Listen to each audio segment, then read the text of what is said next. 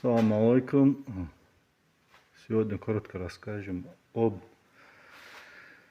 шумах, об стуке на ЦЛК 320 Mercedes 2002 год, 5-7.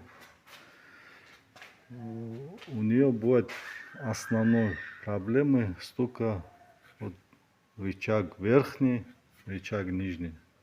Вот, например, на ней стучит верхний рычаг. Это их болезнь.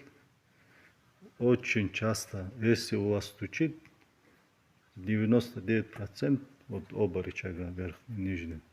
Бывают стабилизаторные стойки тоже.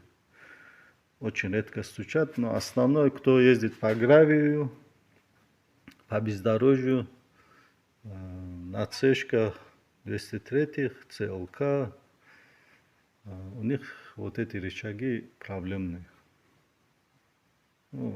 Их стоимость дубликата где-то 3-500, средняя цена. Лучше поменять, чем реставрировать. Кто-то реставрирует, пластмассу загоняет.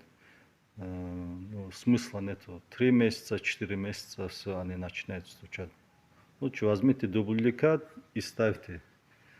И спокойно ездите. Всем добра, удачи.